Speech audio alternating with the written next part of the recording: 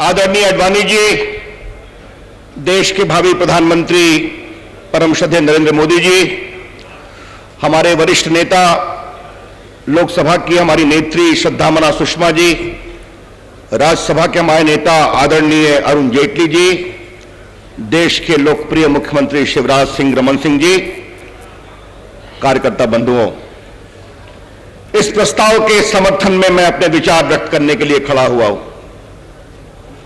कल से हमारी राष्ट्रीय परिषद चल रही है। 2-3 दिन पहले कांग्रेस की भी एक परिषद हुई थी। कुछ खरी खरी बातें कही गई थी, कुछ कड़ी कड़ी बातें कही गई थी। एक उनके नेता अचानक जोश में आ गए और देश की राजनीतिक परिस्थिति पर बोलते हुए कहा, हमारी ओर इशारा करके कहा कि हम मार्केटिंग करते हैं अपनी पार्टी की। राहुल गांधी जी, आज आपसे एक सीधा सवाल पूछना है। शिवराज सिंह चौहान जी को जब मध्य प्रदेश की जनता ने तीसरी बार 2/3 बहुमत से जिताया तो क्या मार्केटिंग से जिताया? रमन सिंह जी को तीसरी बार छत्तीसगढ़ में मुख्यमंत्री बनाया तो क्या मार्केटिंग से जिताया? वसुंधरा राजे को अगर 3/4 बहुमत भाजपा की अगुवाई में दिया तो क्या मार्केटिंग से जिताया? दिल्ली में अगर हम सबसे बड़ी पार्टी बने तो क्या मार्केटिंग से जिताया? राहुल गांधी जी, आप क्या कह रहे हैं?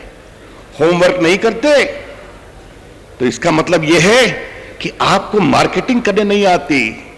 श्रीमान राहुल गांधी जी, हम सपने नहीं बेचते।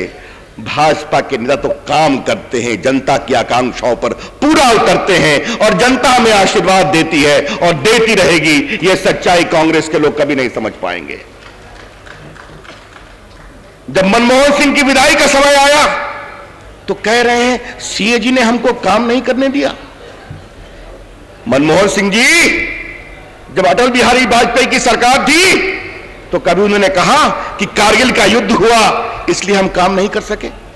कभी उन्होंने कहा कि पोखरण का अणु विस्फोट के कारण पूरे दुनिया ने हम पर प्रतिबंध लगाया तो हम काम नहीं कर सके?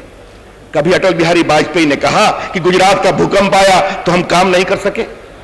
सड़कें बनाई, महंगाई रोकी, देश का विकास किया, हिंदुस्तान को इज्जत दी और कभी दुनिया का बहाना नहीं बनाया।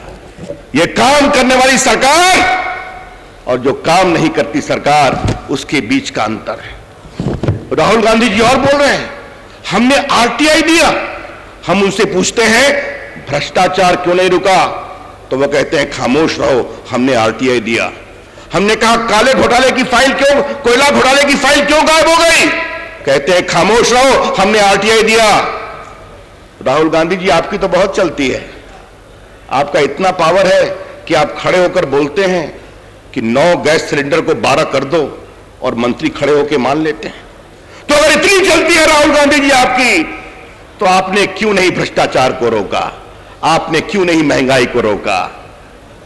मेरे कार्यकर्ता बंधुओं, जो एक नारा है ना, कांग्रेस का हाथ भ्रष्टाचार के साथ, कांग्रेस का हाथ महंगाई के साथ, कांग्रेस का हाथ लूटने वालों के साथ, तो इस कांग्रेस को अब विदा करने का समय है और इस पूरे राजनीतिक प्रस्ताव में वही आपसे कल्पना की गई है, विश्वास के साथ कहा गया है। मित्रों, यहां के मंत्री हैं, पत्र लिखते हैं मुख्यमंत्रियों को कि अल्पसंख्यक वर्ग के लोगों के खिलाफ आतंकवाद के मामले क्या पुनर्विचार करो। क्या अपराधी के रंग, समुदाय और उसके विचार को देकर अपराध के बारे में फैसला किया जाएगा? क्या आतंकवाद का कोई रंग होता है? और शिंदे जी, मैं बिहार से आता हूं, पटना से आता हूं, 27 तारीख को हुंका रैली में था, हम सभी थे। हमारे के बिहार के कार्यकर्ता और बिहार की जनता को आज मैं हृदय से अभिनंदन करना चाहता हूं। आज 10 लाख लोग, बम चल रहे हैं, लोग मर रहे हैं, घायल हो रहे हैं, लेकिन फिर भी संकल्प था नरेंद्र मोदी जी को सुनकर जाएंगे, हिलेंगे नहीं, बदलाव का संकेत देंगे। याद करिए, मैं आज इस बात को, आतंकवाद की चर्चा जिसका संकेत सुषमा जी ने दिया, फरवरी 2013 में रैली तय हो गई थी, 8 महीना पहले। 27 अक्टूबर को रैली, केंद्र सरकार को पता, बिहार सरकार को पता, हमारे पदाधिकारी मिलकर आए थे। पटना की पुलिस ने, प्रदेश की पुलिस ने कहा था हम पूरे चप्पे चप्पे की जांच करेंगे, बम डिस्पोजल स्क्वाड लगाएंगे, सब जगह परखेंगे। ये क्या हो गया? किसने रोक दिया? हमने मांग किया है कि रोका जाए, जांच की जाए कि बिहार और पटना की पुलिस को खूंखार रैली में सुरक्षा देने में किसने षड्यंत्र किया।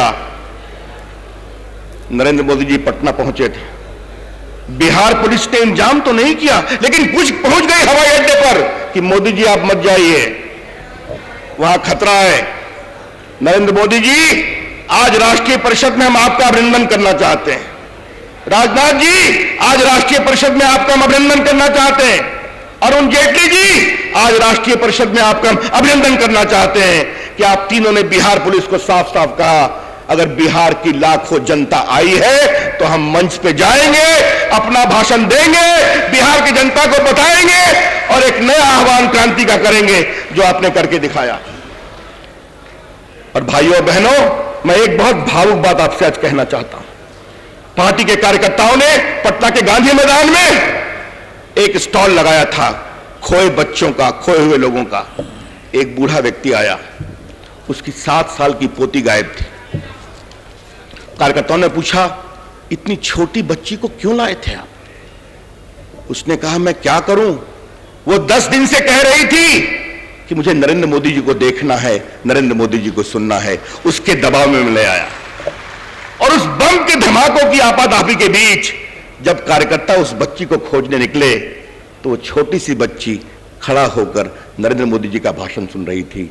ये बदलाव है, ये आने वाला संकेत है, ये देश में जूझती हुई हवा है और उसका आह्वान हमने इस संकेत में किया है।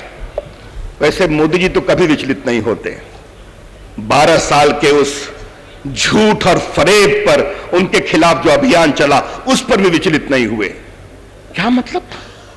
देश, दुनिया, कांग्रेस के द्वारा प्रायोजित एक अभियान चल रहा था नरेंद्र मोदी जी के खिलाफ गुजरात के दंगों में, और वो इस हद तक चले गए कि जो गोधरा में कार सेवक मारे गए उनके बारे में कहवाया गया, अंदर से आग लगा दी। एसआईटी ने वहां जांच की, जो दोषी थे वो जेल गए। एसआईटी ने नरेंद्र मोदी जी के बारे में जांच की, बिना मतलब का, बेबुनियाद, बिना सबूत का अपराध पूरा आरोप पाया, कोर्ट ने मुहर लगाई। भाइयों और बहनों, आप जानते हैं सत्य हमेशा शाश्वत होता है, चमक कर निकलता है, और झूठ हमेशा बेनकाब होकर बिखर जाता है। गुजरात के मामले में वही हुआ। लेकिन आज एक सवाल मुझे मनमोहन सिंह से करना है। मनमोहन सिंह जी, आपने कहा कि नरेंद्र मोदी जी बनेंगे प्रधानमंत्री तो देश के लिए विनाश होगा। क्या मतलब है इसका? आप भारत के प्रधानमंत्री हैं, भारत का आपने क्या विनाश किया वो चर्चा बहुत हो चुकी है, लेकिन आप पे इतनी भी भारत के संविधान, भारत की सुरक्षा, भारत के कानून का सम्मान नहीं है क्या? मनमोहन सिंह जी, देश के लिए तो आपने कुछ नहीं किया, लेकिन आप 91 से आसाम से राज्यसभा के एमपी हैं, 5 साल देश के वित्त मंत्री रहे हैं, 10 साल से अब प्रधानमंत्री हैं, आसाम के लिए कुछ नहीं कर पाए। सारी गाड़ी क्या रायबरेली अमेठी ही जाती है क्या? कोई गुवाहाटी नहीं जाती है क्या? नहीं गई भाइयों और बहनों, नहीं गई। आसाम के साथ जो बदसलूकी की गई है उसकी चर्चा सुषमा जी ने की है, लेकिन मुझे आज एक बात कहनी है। सोनिया गांधी जी, अभी सुषमा जी ने बताया कि आपकी सरकार सबसे अच्छा काम कर रही है। आप तो सब कुछ भूल गई, और राजीव गांधी जी ने जो आसाम अकॉर्ड किया था उसको भी भूल गई आप। 1985 के आसाम अकॉर्ड में लिखा हुआ था भारत के नागरिकता कानून में बदलाव हो गया है, धारा 6A जोड़ दी गई है। 71 के बाद से जो भी आए हैं वो बाहर जाएंगे, उनको वोटर लिस्ट में नाम नहीं दिया जाएगा, नाम है तो काटा जाएगा। सुप्रीम कोर्ट को बार बार कहना पड़ा कि बांग्लादेश की घुसपैठियों के द्वारा तो आसाम में युद्ध ऐसी स्थिति है। और सोनिया जी, आप राजीव गांधी के आसाम अकॉर्ड को भूल जाती हैं। और भाइयों, मुझे आज एक बात और मालूम हुई जो मैं देश के सामने बताना चाहता हूं। कांजीरंगा नेशनल पार्क है गुवाहाटी के पास, जहां पर एक सिंग वाले जो राइनो होते हैं दुनिया में उनकी चर्चा आपको मालूम है। पिछले 10 साल में 1000 राइनो मारे गए और कोई कार्रवाई नहीं की गई, क्योंकि उस पूरे वन के आसपास बांग्लादेशी घुसपैठी आके बस गए हैं, कार्रवाई नहीं होती है। तो भाइयों, देश परेशान है, हिंदुस्तान बदलाव के लिए बेचैन है। India is crying for change, India deserves hope, India deserves development, और वो और कोई नहीं कर सकता जो कांग्रेस के साथ प्रत्यक्ष या परोक्ष रूप से जुटा रहा है। ये कर सकती है सिर्फ भाजपा, ये कर सकते हैं सिर्फ आप, और ये कर सकते हैं वो नेता नरेंद्र मोदी जी, जिनकी अगुवाई में देश बदलाव के लिए बेचैन है। इस राजनीतिक प्रस्ताव में आपका वही आह्वान किया गया है।